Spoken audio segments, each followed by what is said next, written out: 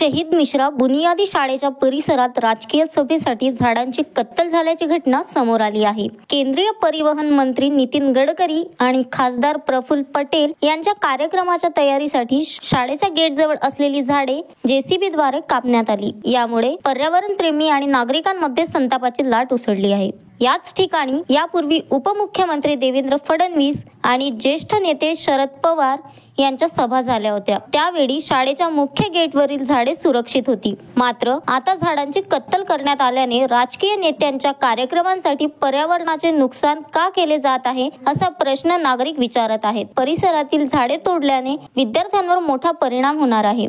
उन्हाळ्याच्या काळात विद्यार्थ्यांना सावली मिळणार नाही। शिक्षक आणि विद्यार्थ्यांनी परिसर हिरवागार ठेवण्यासाठी केलेले प्रयत्न वाया गेले आहेत। पर्यावरण विरुद्ध राजकारणाचा संघर्ष या घटनेमुळे राजकीय सभांसाठी पर्यावरणाची हानी किती योग्य आहे यावर चर्चा सुरू झाली आहे। झाडांचे महत्त्व सगळ्यांना माहिती असूनही त्यांचा बळी दिला हे भविष्यासाठी चिंताजनक मानले जात आहे। स्थानिक नागरिकांनी झाडे तोडल्याबद्दल तीव्र नाराजी व्यक्त केली आहे। झाडे कापणे हा केवळ पर्यावरणाचा अपमान नाही तर येणाऱ्या पिढ्यांसाठी धोका आहे असे नागरिकांचे म्हणणे आहे। शाळेसारख्या ठिकाणी अशी कत्तल होणे अत्यंत खेदजनक असून दोषींवर कारवाईची मागणी होत आहे।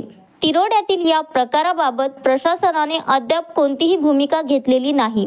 शाळेच्या विद्यार्थ्यांच्या भविष्याशी खेळ करणाऱ्या या घटनेचा तपास होणे आवश्यक आहे। राजकीय नेत्यांनी आपल्या सभांसाठी पर्यावरणाचे नुकसान थांबवावे अशी मागणी नागरिकांकडून केली जात आहे।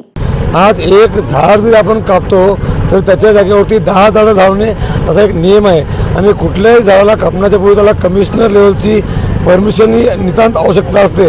पण आता कसं यांच्या सह्यामध्ये कोतवाल अबदर काय का अशा प्रकारची अवस्था आहे। नितीन गडकरी साहेब येऊन राहिले तिव्याला आणि त्यांच्या ज्या जागेवरती कार्यक्रम आहे त्या जागेवरती कुठलीही परवानगी न घेता त्या प्रांगणातील 6 झाडं तक्कल काटण्यात आले आणि ही एक शुकांतिक काही कोणी या गोष्टीवरती बोलायला तयार नाही। साहजिकच आहे ज्याप्रमाणे सामान्य माणसा हातात झाड आपण कापतो त्याच्यावरती फॉरेस्ट डिपार्टमेंटकडून कार्यवाही होती त्याप्रमाणे मग कोणी असेल पण ज्यांच्यासाठी झाड कापण्यात आले त्या अधिकाऱ्यांवरती कारवाई झालीच पाहिजे, विशेष नाही।